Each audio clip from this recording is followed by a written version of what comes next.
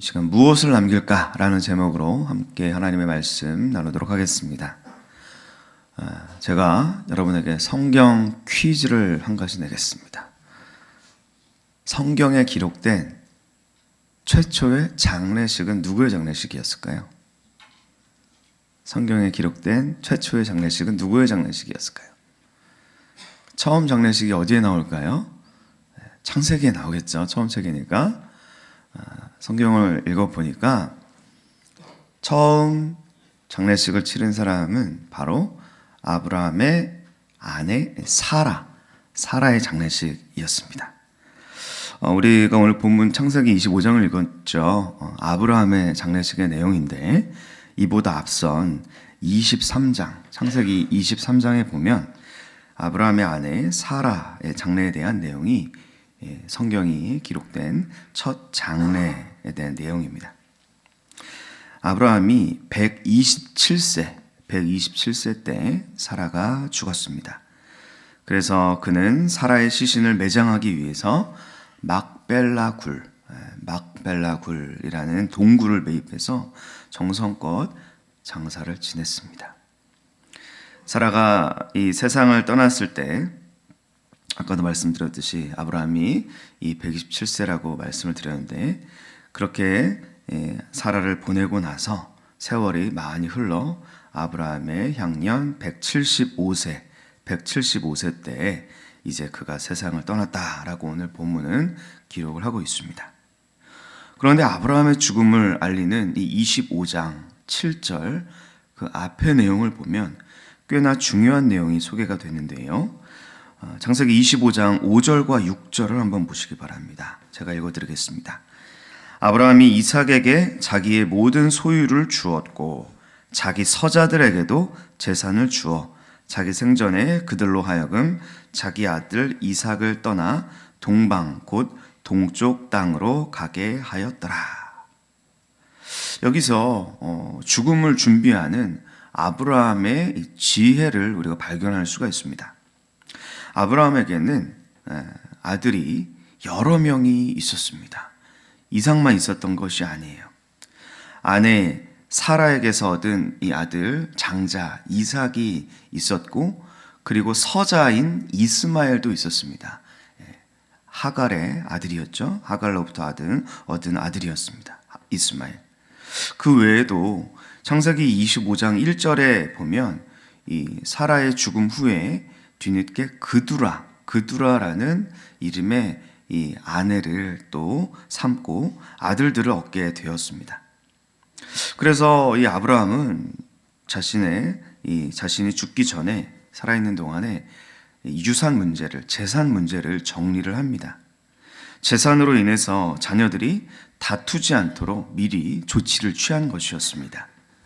이삭뿐만 아니라 다른 아들들에게도 재산을 나누어 주었죠. 바로 그런 이유 때문인지 모르지만 9절의 말씀을 보니까 이렇게 기록이 되어 있습니다. 9절 보십시오. 그의 아들들인 이삭과 이스마엘이 그를 마므레 앞 해쪽 속 소알의 아들 에브론의 밭에 있는 막벨라 굴에 장사하였으니. 자, 여기서 아브라함의 장례를 치르기 위해서 가족들이 모였습니다. 그러면 누가 상주가 되어야 됩니까? 당연히 장자인 이삭이겠죠? 그런데 이 9절 시작을 보니까 이삭뿐만이 아니라 이스마엘의 이름이 함께 언급이 되고 있습니다. 여러분, 우리가 알듯이 이삭과 이스마엘 사이가 좋았습니까? 별로 안 좋았습니까? 별로 안 좋았죠. 이스마엘이 어린 이삭을 괴롭히다가 사라에게 들키게 되죠. 그래서 이 일로 이스마엘과 하갈은 아브라함의 집에서 쫓겨나게 되었습니다. 그러나 아버지 아브라함이 살아있는 동안에 이스마엘을 정성껏 도와주었죠. 그래서 아브라함의 장례식에 이제 이삭과 이스마엘이 함께 상주 노릇을 하는 것입니다. 우리는 여기서 죽음과 장례에 대해서 두 가지 교훈을 얻을 수가 있습니다.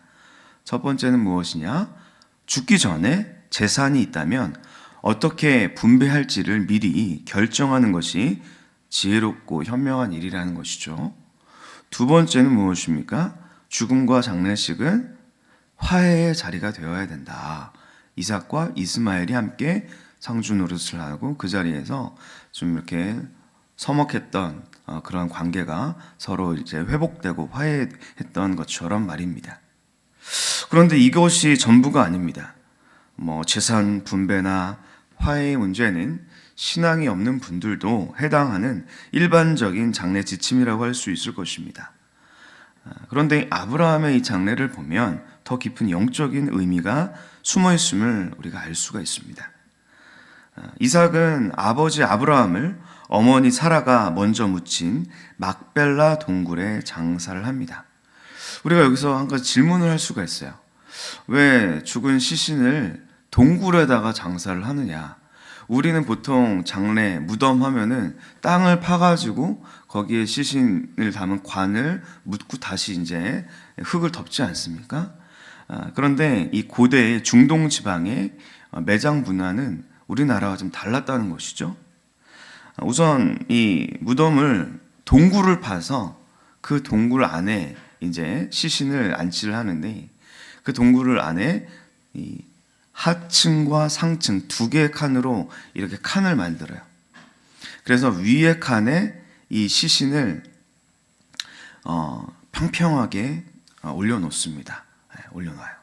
그리고 나서 1년의 시간을 보낸 다음에 1년의 시간 후에 딱 들어가면 이제 뼈만 남습니다. 그러면 유골을 잘 정리를 해가지고 그 아래에 있는 칸에 함에 담아가지고 보관을 하는 그러한 문화였어요. 그리고 그 개인 한 사람만 그렇게 장사하는 것이 아니라 가족이 보통 그 동굴의 무덤을 사용했다라는 것이죠. 아브라함과 사라의 경우도 이렇게 비슷한 방식이 아니었을까 상상을 해봅니다. 그렇다면 이미 아래에는 38년 전에 먼저 돌아가신 사라의 뼈가 유골이 남아있어요. 그리고 위에는 아브라함의 시신을 1년 정도 이렇게 두게 됩니다. 그리고 1년 후쯤 아브라함의 뼈를 다시 사라의 뼈와 함께 그 아래 칸에 보관을 했다는 것이죠. 이 동굴에 이렇게 아브라함과 사라가 함께 장사가 되었습니다. 그래서 10절에 보니까 25장 10절 말씀에 이것은 아브라함이 헷족 속에게서 산 밭이라 아브라함과 그의 아내 사라가 거기 장사되니라 라고 기록이 되어 있습니다.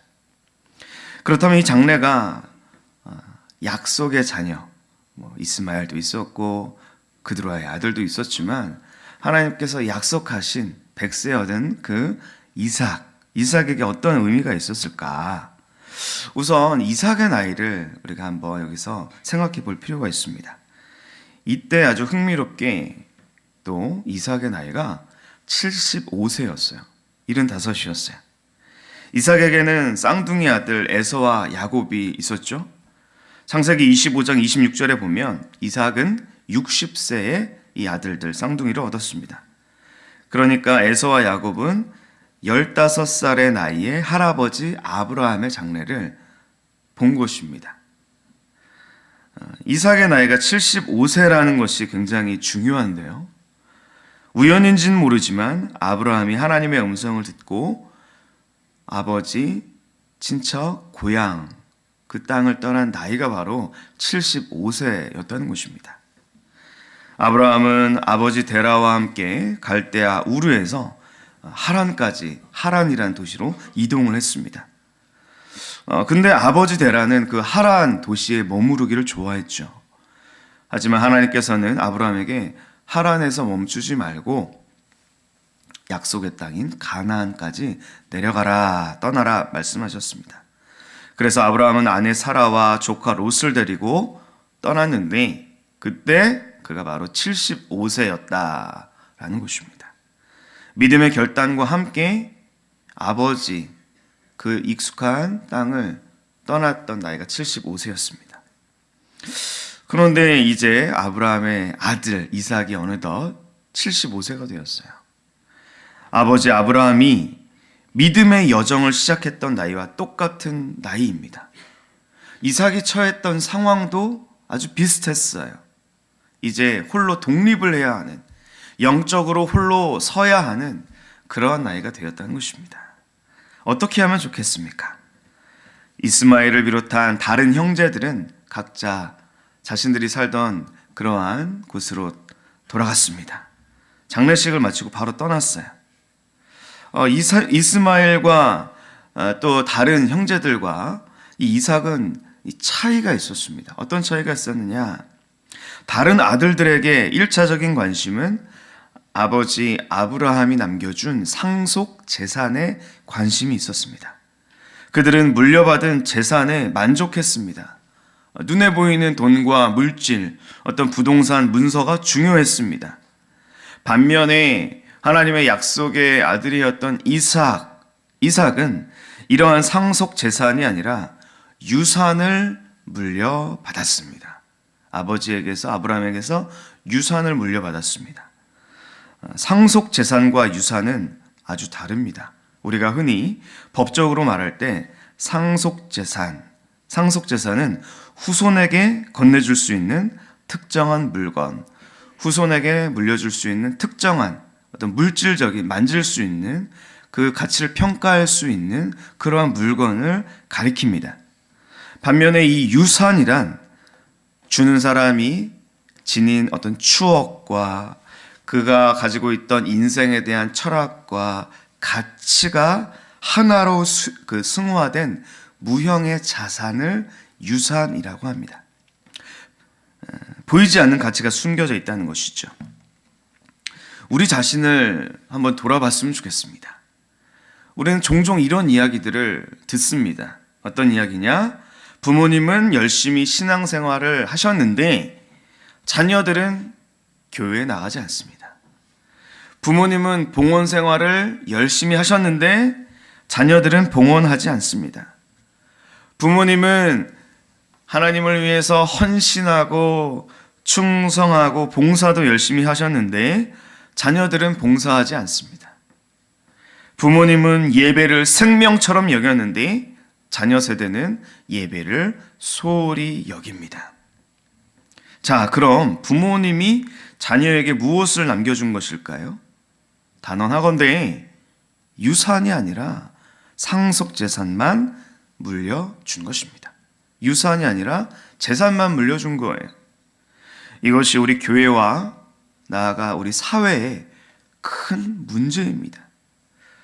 우리가 보면 돈이나 부동산이나 주식, 증권은 잘 물려줍니다.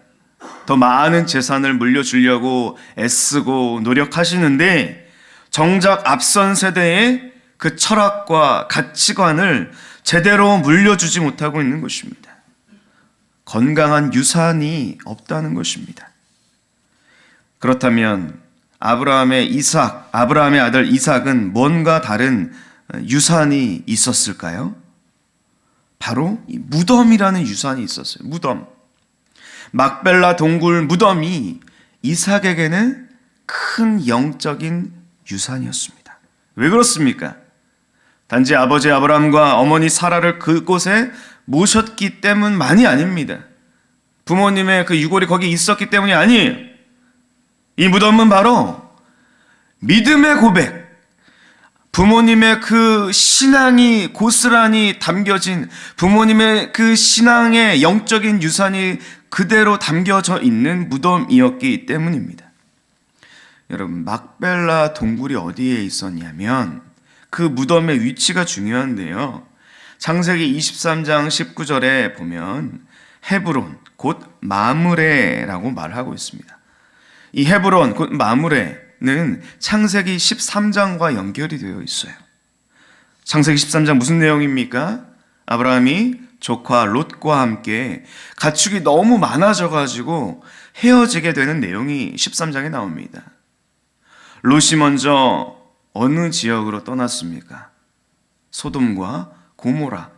그 눈에 보기에 살기 참 편안하고 윤택해 보이는 소돔과 고모라 지역을 조카 롯이 먼저 택해서 떠납니다. 그리고 나서 이제 아브라함은 하나님의 인도함을 받아서 이 헤브론으로 가서 정착을 하게 되죠. 그래서 창세기 13장 18절에 이렇게 기록을 하고 있습니다. 이에 아브라함이 장막을 옮겨 헤브론에 있는 마므레의 상수리 숲에 이르러 거주하며 거기서 여호와를 위하여 제단을 쌓았더라. 사람의 눈으로 보기에는 소돔과 고모라보다 더 척박해 보이고 살기 어려운 곳으로 보였을지 모릅니다. 하지만 아브라함은 헤브론 마므레에서 하나님께 제단을 쌓았어요. 제단을 쌓았다는 것은 하나님께 예배를 정성껏 드렸다는 것입니다. 헤브론은 어떤 의미냐면 교제의 장소라는 뜻이에요. 교제의 장소. 또 마므레는 열정이라는 그러한 뜻이 담겨있는 이름입니다. 마므레, 열정. 무슨 말입니까? 아브라함은 헤브론 마므레에서 열정을 다해서 힘을 다해서 하나님께 예배드리고 하나님과 영적인 교제를 나누는 그러한 삶을 아브라함은 헤브론 마므레에서 살았다. 그런 의미가 담겨져 있어요.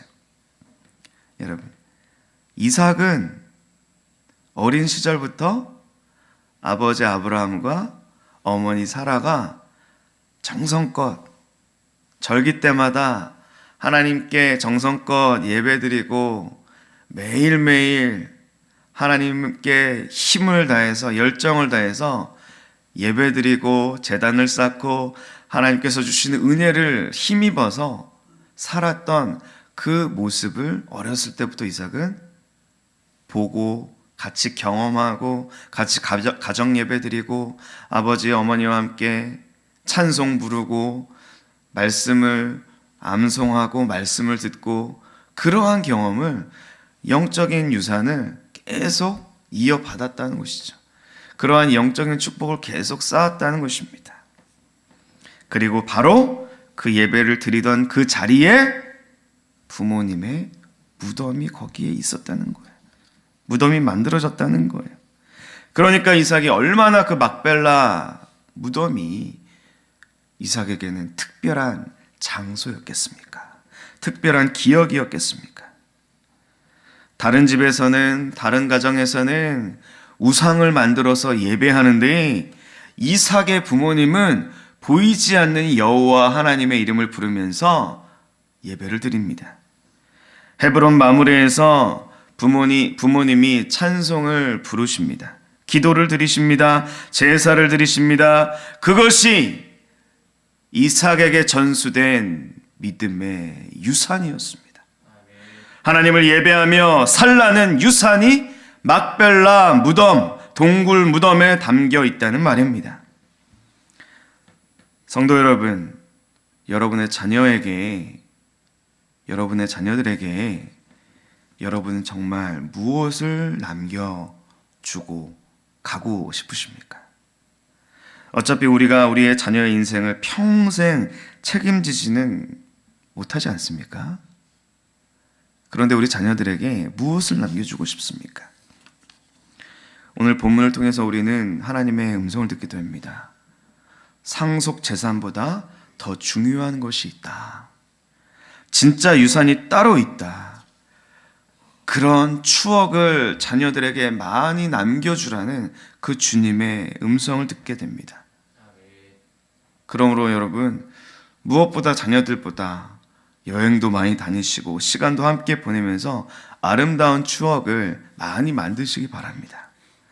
특별히 이 믿음의 추억을 만들어 주는데 힘쓰시기를 바랍니다. 이것이 진짜 유산입니다.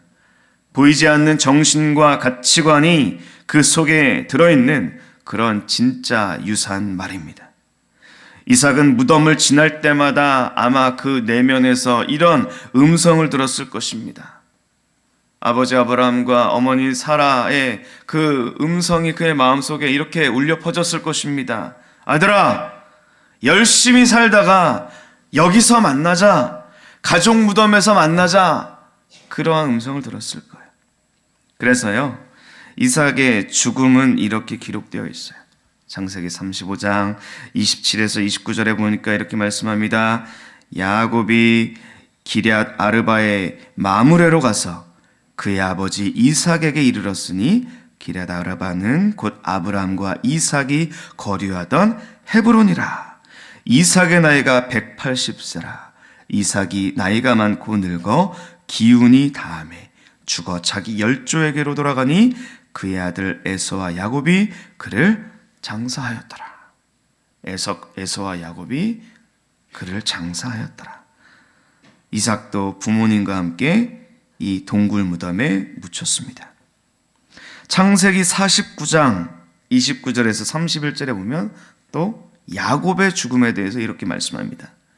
그가 그들에게 명하여 이르되 내가 내 조상들에게로 돌아가리니 나를 햇사람 에브론의 밭에 있는 굴에 우리 선조와 함께 장사하라. 이 굴은 가나안 땅 만물의 앞 막벨라 밭에 있는 곳이라. 아브라함이 햇사람 에브론에게서 밭과 함께 사서 그의 매장지를 삼았으므로 아브라함과 그의 아내 사라가 거기 장사되었고 이삭과 그의 아내 리브가도 거기 장사되었으며 나도 레아를 그곳에 장사하였노라. 야곱도 그의 부모님과 그의 조부모님과 함께 이 막벨라 동굴 묘지에 장사되었습니다.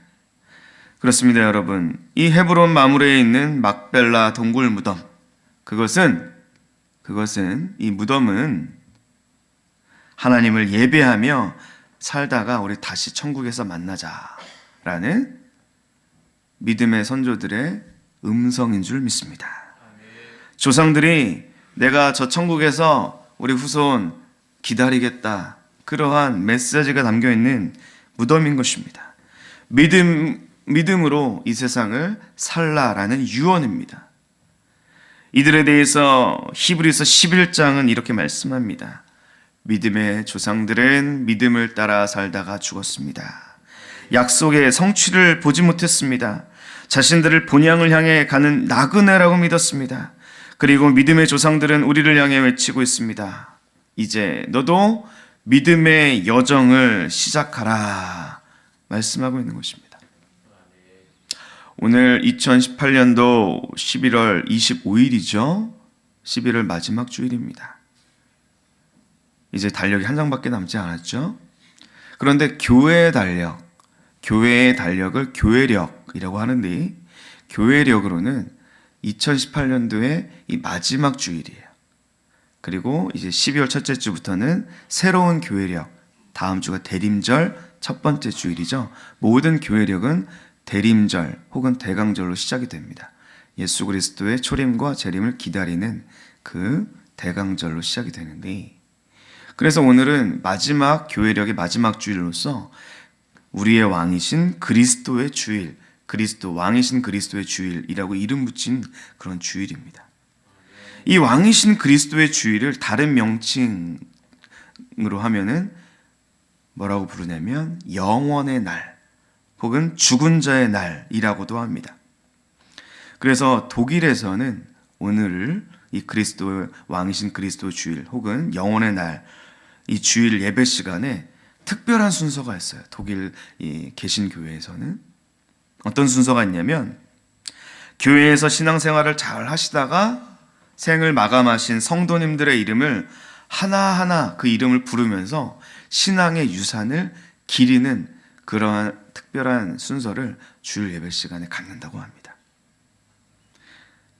돌아가신 성도님들의 이름을 부르는 것은 우리의 생명이 이 땅에서 끝이 아니라 영원한 하늘나라에 있음을 알려주는 의미가 들어 있습니다. 교회력의 마지막 날은 그렇게 우리의 삶의 마지막 날을 기억하고 생각하게 만드는 것이죠. 성도 여러분, 그렇습니다. 어떤 의미에서는 우리 기독교 신앙이 무덤에서 시작됩니다. 예수 그리스도의 무덤에서 시작되죠. 무덤은 끝이 아니라 부활, 새로운 시작을 의미합니다. 무덤은 죽음의 장소가 아니라 부활의 장소입니다. 우리는 그 믿음을 가지고 이 땅을 나그네로 살아갔지요. 빈 무덤의 은총을 오늘도 우리는 믿고 살아가야 할 줄 믿습니다. 죽음이 가득한 세상, 고통이 가득한 세상이지만 우리에게는 무엇이 있습니까? 그리스도 안에서 주신 영생의 소망이 있습니다. 부활의 소망이 있습니다. 이미 영적으로 우리는 예수 그리스도와 함께 일으켜져서 주님의 보좌 우편에 앉아 있다라고 에베소 2장 우리에게 약속하죠. 그 부활의 소망으로 빈 무덤의 은총으로 이번 한 주간도 주님과 함께 동행하며 승리하시는 우리 모든 성도님들 되시기를 간절히 축복합니다. 기도하겠습니다. 사랑하는 하나님 아버지, 감사합니다. 우리가 무엇을 남길 수 있겠습니까? 믿음의 유산을 남기는 삶이 되게 하옵소서. 세상에 눈이 멀어 살지 않고 믿음의 유산을 거저 받았으니 다시 다음 세대에게 아름답게 전수하는 삶이 다 되게 하여 주시옵소서. 예수 그리스도의 이름으로 간절히 기도합니다. 아멘.